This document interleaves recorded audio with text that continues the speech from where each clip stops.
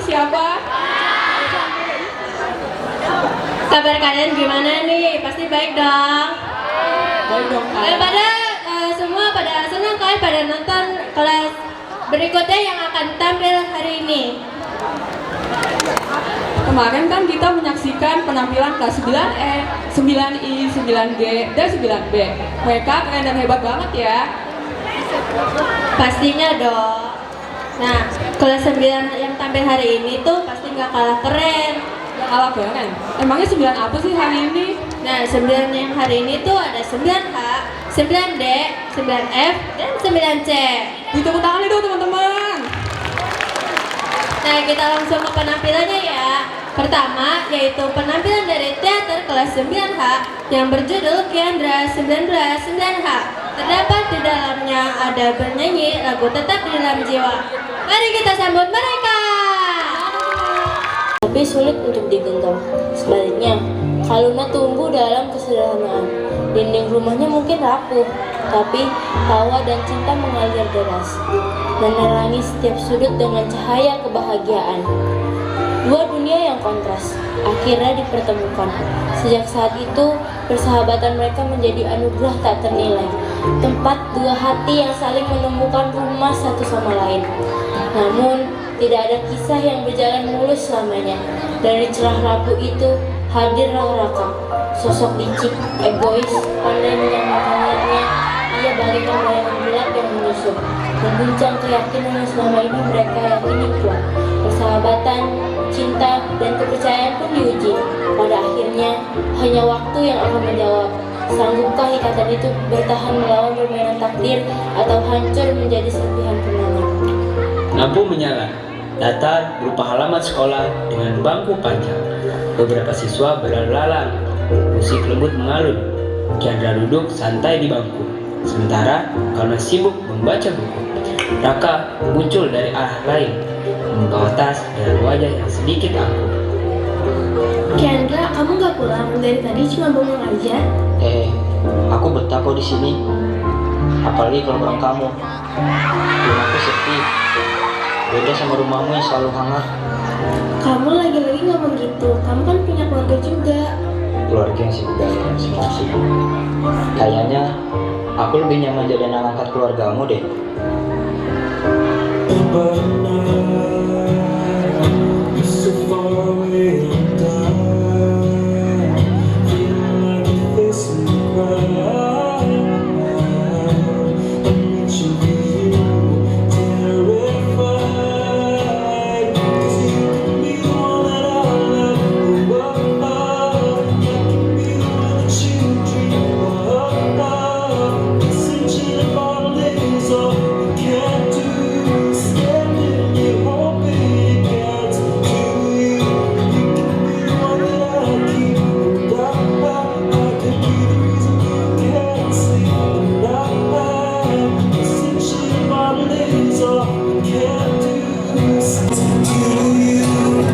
Dasar Kiandra, kamu ini suka lebay. Tapi aku senang kalau kamu nyaman di sini. Hah? Ternyata kalian lagi di sini. Kaluna masih sibuk belajar ya? Nggak ada bosan-bosannya? Tentu saja, Raka. Belajar itu bukan beban buatku. Alasan, apa kamu takut jika posisimu sebagai juara kelas tergeser? Raka, jangan gangguin Kaluna. Kalau mau belajar, belajar aja di sana. Jangan selalu bandingin diri kamu sama dia. Hanya ingin dia sadar kalau dia bukan satu-satunya yang pintar di kelas ini. Raka, cukup. Kalau mau bersaing, aku harus secara sehat. Aku nggak butuh pesaing yang merusak persahabatan. Aku hanya ingin kita semua belajar bersama. Suasana sore di halaman rumah Kaluna. Ibu Kaluna sedang menyiram tanaman, sementara Kaluna duduk di teras membaca buku lomba. Suara motor berhenti. Kiandra turun dengan membawa sebuah kotak kecil. Bagi Kiandra, rumah Kaluna adalah rumah kedua. Disinilah ia merasa hangat, berbeda dengan rumahnya sendiri yang penuh tuntutan. Ken, tumben kamu datang. Aku ada sesuatu yang harus kamu lihat. Apaan tuh? Jangan-jangan makanan lagi ya? Bukan. Nih, kemarin aku ikut pertandingan. Dapat medali emas. Hah? Serius? Gila Kian, keren banget. Kenapa kamu gak cerita sih? Aku mikir kalau ini bukan hal yang penting banget sih. Tiba-tiba HP Kiandra berdering. Nama papa muncul di layar. Kiandra terdiam, lalu mengangkat dengan wajah tegang. Ya, kamu ngapain ikut tersirat? Kamu itu harus fokus sama perusahaan keluarga, bukan buang waktu untuk hal yang tidak bisa menjamin masa depanmu. Tapi ya, aku cuma pengen coba. Udah, jangan bikin malu keluarga. Ingat posisi kamu. Ya, pasti benar ya kamu selalu dituntut gitu. Gak apa-apa, aku udah biasa Lun. Kaluna selalu melihat Kiandra tersenyum, tapi ia tahu di balik senyum itu ada luka yang tak pernah benar-benar diobati oleh keluarganya sendiri. Bagi aku, kamu lebih dari sekedar sahabat. Kamu itu bagaikan saudara kandung aku. Iya, Lun, aku juga nganggap kamu sebeli dari segalanya.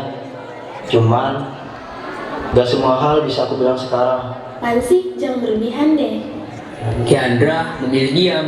Baginya, lebih baik memendam cinta daripada kehilangan sahabat yang sangat berarti baginya.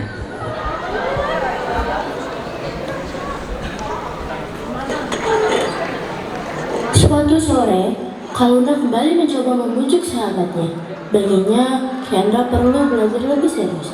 Meski Kiandra selalu Tempat itu pasti membosankan. Aku lebih memilih latihan ketimbang ikut hal yang membosankan seperti itu. Aku nggak maksa kamu jago. Aku cuma pingin kamu coba sekali aja. Temenin aku sebagai sahabat. Ya udah deh. Tapi kalau aku ketiduran, jangan salahin aku ya. Tenang, aku bangunin. di ruang klub belajar. Raka sudah siap dengan materinya. Namun, pandangannya langsung tajam ketika melihat Kaluna datang bersama Kiandra. Wah, yang biasa main di lapangan, sekarang duduk di kelas juga. Wah, yang biasa main di lapangan, sekarang duduk di kelas juga. Hebat. Santai aja. Aku kesini cuman buat nemenin Kaluna. Aku yang ajak dia, Rap. Jangan salah paham. Sahabat ya? Akhirnya jelas, X sama dengan 12. Rap, maaf, aku hitung lagi hasil X sama dengan 10. Iya, bener kuy. Kaluna teliti pisan, Lo pengen nunjukin kalau kamu lebih pintar dari aku ya? Semua orang udah tahu kamu ranking 1 kalau puas sekarang. Aku selalu bantu. Raka, kau ditolong tangan. Raka, jangan pernah sentuh Kaluna lagi. Sakit. Oke, gue minta maaf. Cih, dasar pengecut. Beraninya lawan perempuan doang.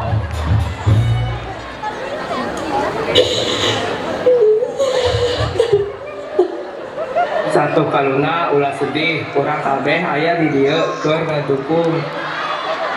Arnya Kaluna lamun perlu urang babarengan belajar di luar wae. Wis, ayo metode dhisik, kue aman karo kancamu kene. Gak apa-apa Lun, kamu gak salah. Kita semua ada di sini buat kamu. Iya tuh. Bener pisan, euy. Hari itu, Raka tak hanya kalah dalam perhitungan. Ia juga kalah oleh rasa cemburunya sendiri. Dan dendam itu baru saja dimulai. Malam itu, Raka memutar cerita. Ia bukan pelaku, tapi korban. Raka duduk pura-pura lebam, Raka masuk. Raut wajahnya pun marah. Siapa yang berani bikin kamu kayak gini, Raka? Kiandra ya. Dia bikin Ona di klub belajar, terus nyakitin aku. Semua orang lihat itu. Kurang ajar, anak kita mau buat masalah. Besok, ayah akan datang ke sekolah. Keesokan paginya, suasana ruang kepala sekolah terasa tegang.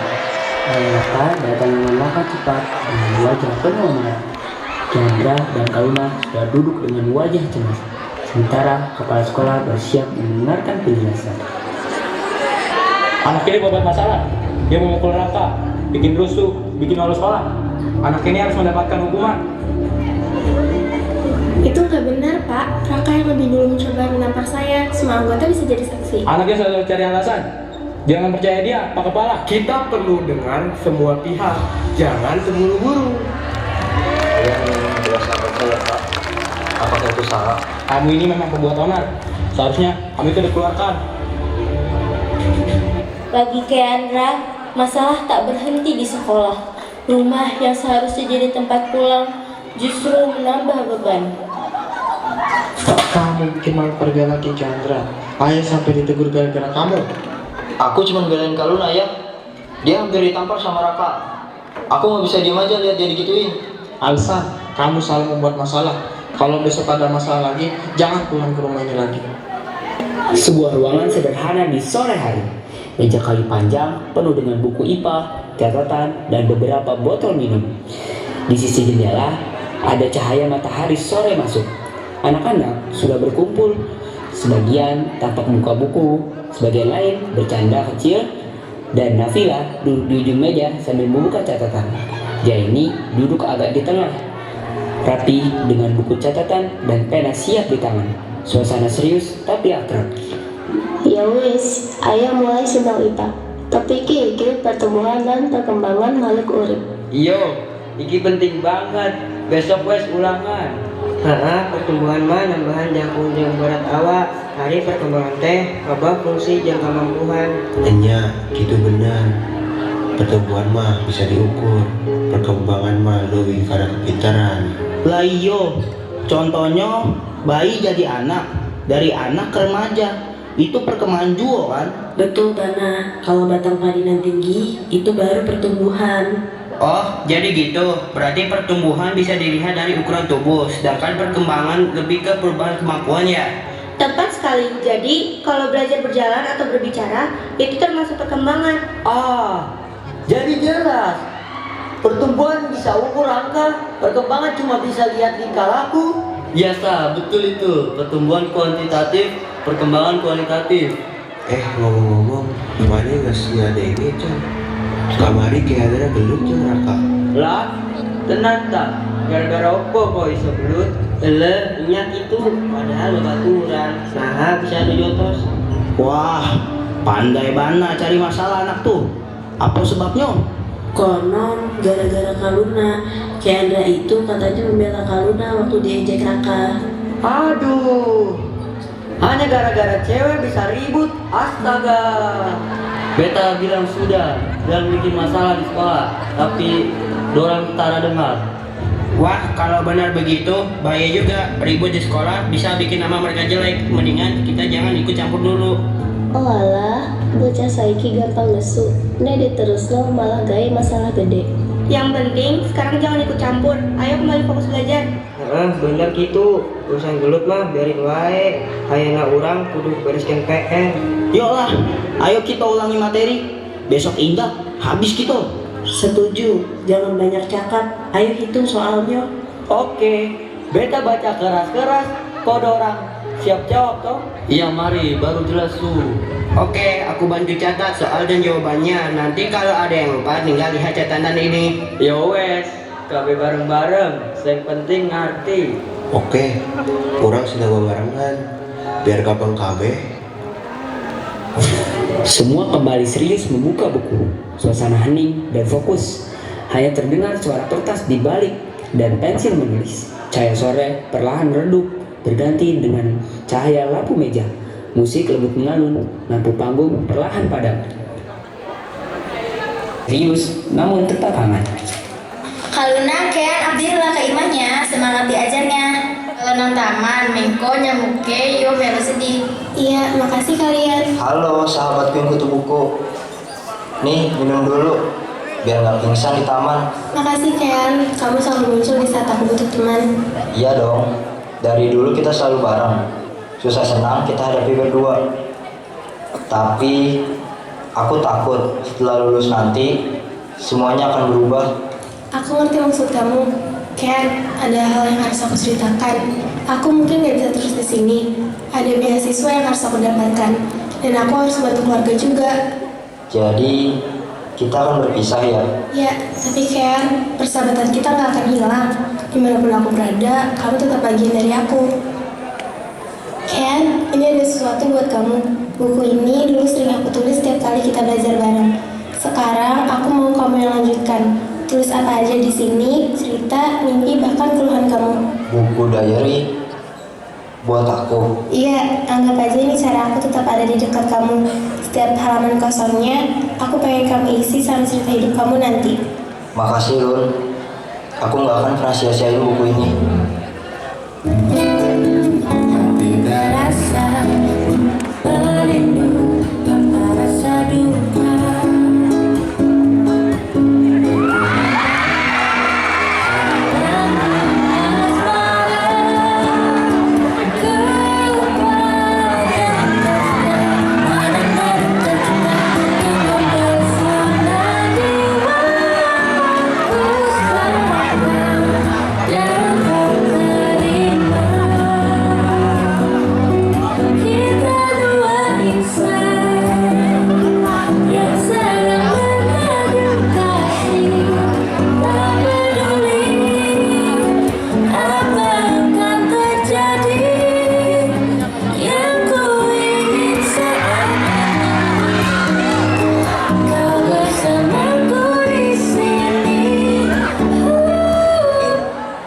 Kamu harus janji, terus semangat ya, jangan berhenti percaya diri. Aku janji, tapi kamu juga harus janji. Kalau kita sudah sukses nanti, jangan pernah lupakan sahabatmu yang cerewet ini.